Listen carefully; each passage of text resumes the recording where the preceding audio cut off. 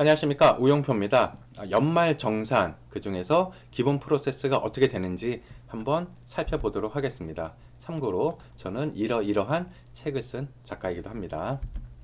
제가 준비한 내용은 연말 정산, 그 중에서도 기본 프로세스, 그리고 항목별로 기본적인 내용은 어떻게 되느냐 한번 간략하게 살펴본 내용이고요. 제가 준비한 내용, 그리고 국세청에 이러한 내용을 담은 안내 자료는 제가 별도로 링크를 적어드려서 그 링크를 통해서 다운로드가 가능하십니다. 그리고 기준 시점은 2025년 11월이고 그에 따라서 혹시라도 뭐 제도가 바뀐다, 뭐 금액이 바뀐다, 요율이 바뀐다 라고 하는 것들은 이렇게 나중에 됐을 때 당신 틀렸어 라고 하시면 안 된다라고 하는 제가 빠져나갈 구멍을 한번 만들어 봤습니다. 그럼 준비한 내용 시작해 보도록 하겠습니다. 우선 제가 재밌게 봤던 드라마 탕류라고 있는데요. 여기서 급여 지급일에 대한 아주 적나라한 내용이 있습니다. 보도록 하겠습니다. 비켜주시고. 자, 비켜주시고. 자, 이것은 분사. 세금이요.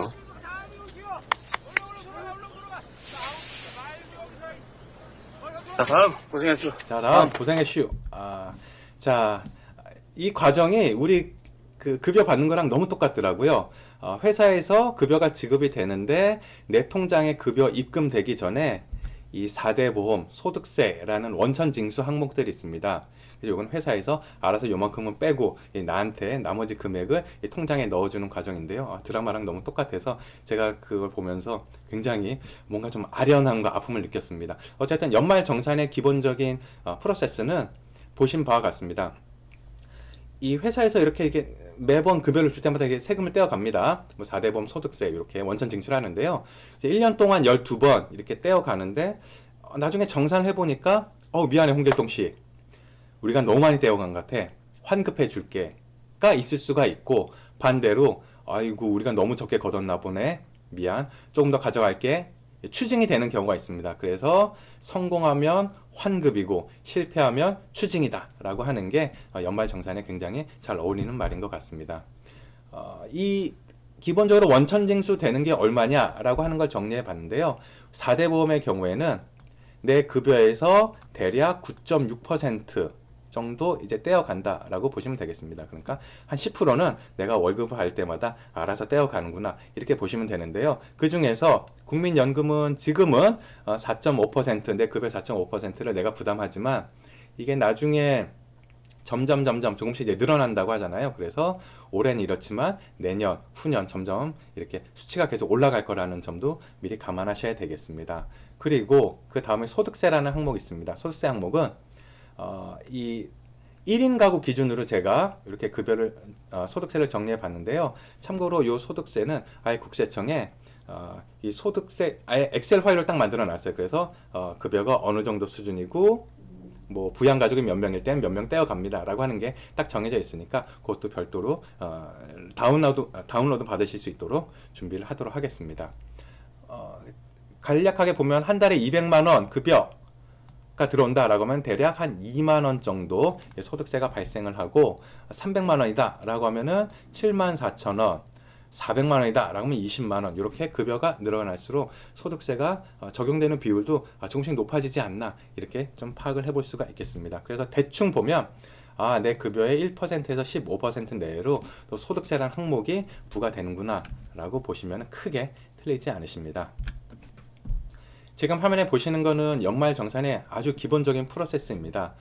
우선 총 급여를 계산을 합니다. 그러니까 회사에서 받은 돈 중에 이거는 세금에 계산이 되는 월급 항목인데 요거는 출장 경비, 실비로 이렇게 지급하는 거라서 요거는 좀 빼주자. 이런 몇 가지 항목들이 있거든요. 그래서 총 급여를 우선 계산을 합니다. 그리고 이 급여에 대해서 세금 계산을 하는데 아이고 홍길동 씨 5천만 원 받은 거 그거 다 뭐 10% 20% 계산을 세금을 때려버리면은 이거 세금 계산 감당이 안 되실 테니까 우리가 공제해 줄게요. 여기서 공제라는 거는 빼준다라는 말이거든요. 그래서 기본 공제가 있고 소득 공제가 있습니다. 이러한 과정을 통해서 홍길동 씨가 받은 급여는 5천만 원이지만 우리가 뭐 4천만 원으로 해줄게, 뭐 3천만 원으로 해서 요것만 우리가 세금을 계산할게 라고 보시면 됩니다. 마치 그 회사들이 뭔가 이 매출을 올렸을 때 그거에 대해서 다 세금을 부과하는 게 아니라 뭐 필요 경비 뭐 이런 것들 항목에 의해서 일정 부분 이렇게 세금 줄여주는 거 있잖아요. 그게 개인에게도 적용된다라고 보시면 되겠습니다. 그래서 기본 공제와 소득 공제 등 각각 이 급여를 좀 줄여서 계산하는 과정을 거치게 됩니다. 이렇게 줄어든 급여를 가지고 이제 세금을 계산하게 되는데요. 이것도 급여의 수준마다 이 적용되는 비율이 조금씩 달라집니다. 참고로 급여가 많이 올라갈수록 이 적용되는 비율은 이제 높아진다라고 보시면 되겠습니다. 그렇게 해서 이제 세금이 계산이 되면은 세금 얼마입니다. 예를 들어서 뭐 500만 원입니다. 뭐 600만 원입니다. 이렇게 계산이 됐을 때 아이고 이 세금 다 내시려면 부담되시죠? 홍길동 씨 염려 마세요. 마지막 과정인 세액 공제가 있습니다. 로 됩니다. 그러니까 세금이 얼마 발생을 했다라고 했을 때 그걸 다 받는 게 아니라 그 중에서 마지막 파이널로 조금 더 세금을 아예 또 깎아주는 그런 과정이 있습니다. 그래서 이걸 전체적으로 보면은 내 급여에 대해서 일단 급여를 줄여서 계산을 해주는 과정이 있고 이 계산된 세금 자체를 또 줄여주는 과정 이렇게 거친다라고 보시면 되겠습니다. 그래서 보통 금융기관 같은 데서 계산을 할 때 뭐 우리 상품은 뭐 몇 프로 적용이 돼서 얼마 혜택이 있습니다 라고 하는 것들 있잖아요. 이런 것들은 다 소득 공제 또는 세액 공제에 해당된다 라고 보시면은 이해가 좀 더 편하실 겁니다. 자, 우선 총 급여 계산하는 과정부터, 그러니까 여기 쭉 보시면은 아까 설명드린 이 네 가지 과정이 있잖아요. 이 과정 중에서 첫 과정입니다. 총 급여. 이거는 연간 근로소득에서 비과세 소득을 뺀다. 그러니까 세금 낼 필요가 없는 돈은 일단 빼주고 시작한다라고 하는 건데요. 여기서 비과세 소득들은 이 화면에 보시는 바와 같습니다. 아주 자잘한 글씨로 많이 나와 있잖아요. 그래서 제가 큰 글씨로 몇 개 정리를 해봤습니다. 연구보조비, 실비 변상적 급여에 대해서는 요거는 비과세 소득, 그래서 돈을 받았지만 받은 걸로 안 치겠다라고 하는 거고, 보통의 직장인들에게는 요게 가장 많이 적용이 될 것 같습니다. 현물 식사 또는 식대, 그러니까 월 20만 원 이하까지는 식비를 받는 거는 요거는 그냥 월급 받은 걸로는 안 칩니다. 그냥 경비로 쳐줍니다. 세금 계산해서 빼줄게요 라고 합니다. 기타의 경우에는 6세 이하 자녀 보육수당 또는 고용보험법에 의한 육아휴직급여, 휴가급여 등에 대해서도 이건 비과세 소득으로 쳐준다라고 보시면 되겠습니다. 자, 일단 총 급여액은 그래서 결론적으로 그냥 거의 연봉이랑 비슷하다라고 보시면 됩니다. 그 다음 과정은 이 기본 공제, 소득 공제, 그러니까 총 급여에 대해서 요걸 다 계산하면 세금을 때리면 분명 부담이 될 테니까 요 급여를 좀 줄여주는 과정입니다. 그래서 항목들이 기본 공제가 있고 소득 공제가 있는데요. 우선 기본 공제는 근로소득 공제라고 합니다. 그래서 화면에 보시면 하나, 둘, 셋 이렇게 칸이 있는데요.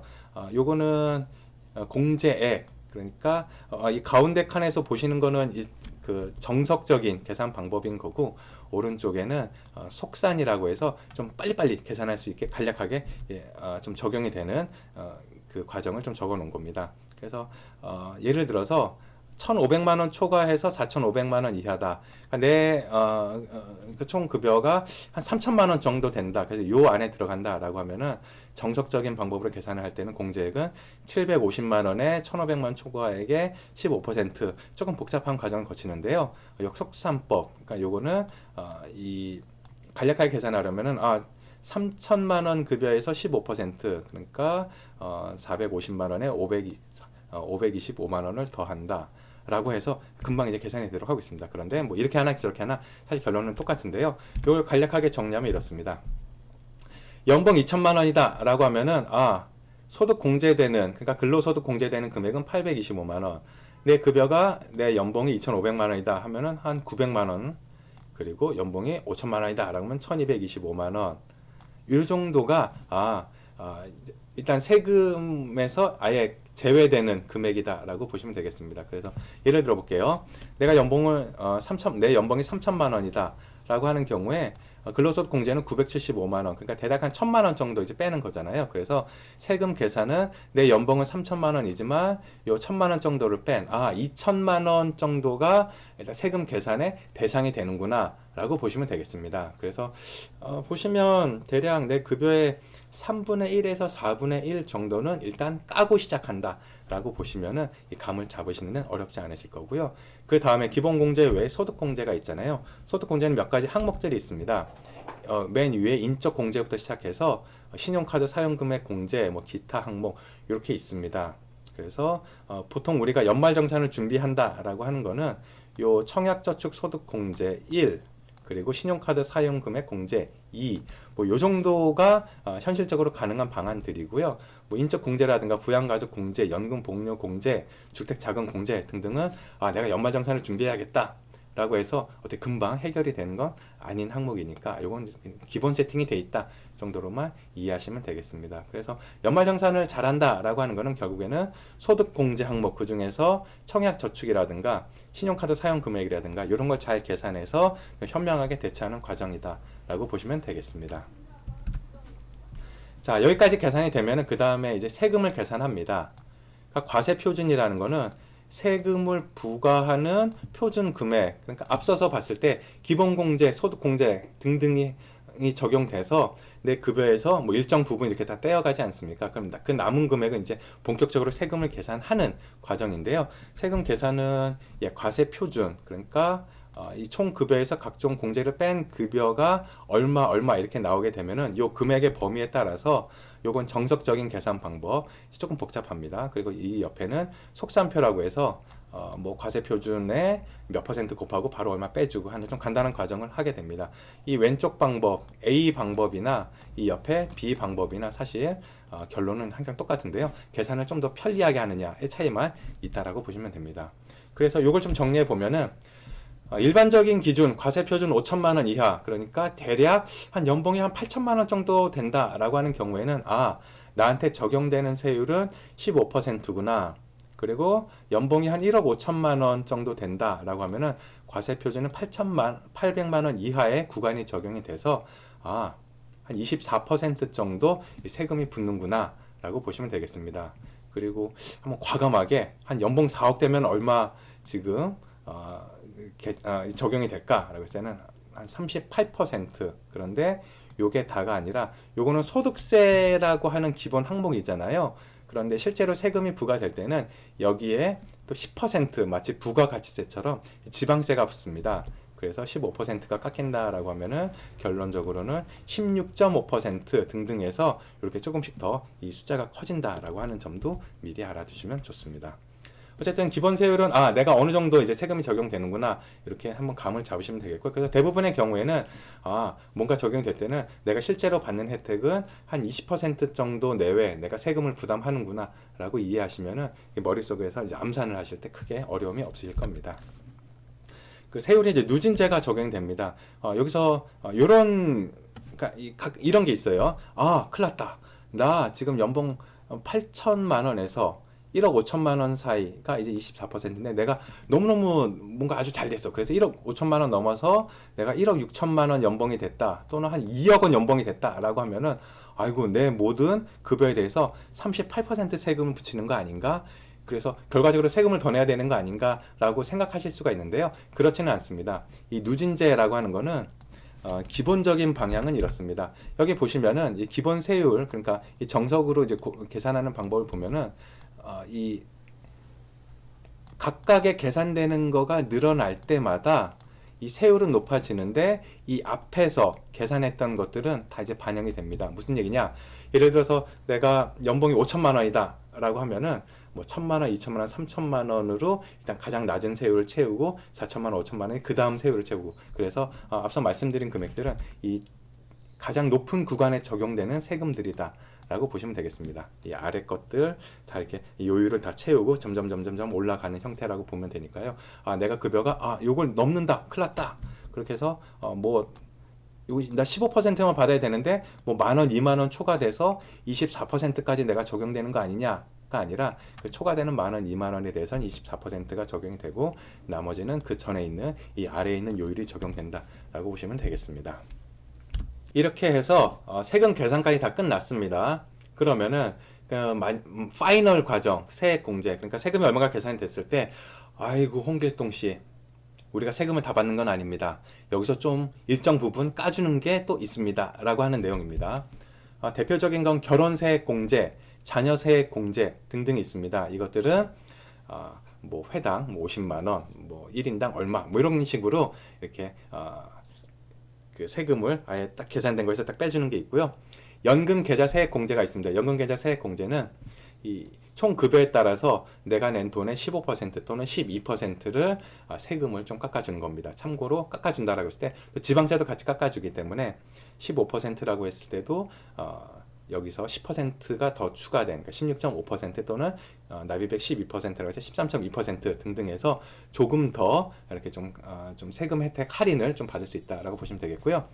특별세액 공제라는 항목도 있습니다. 내가 납입했던 보험료, 의료비, 기부금 또는 월세액 등등에 대해서도 일정 부분 비율을 곱해서 대략 15% 또는 12%가 내 납입액에 계산이 돼서 이것도 세금을 깎아준다라고 보시면 되겠습니다. 참고로 월세 소득 공제는 좀 업그레이드가 돼서 조금 더 이제 혜택이 많아졌는데요.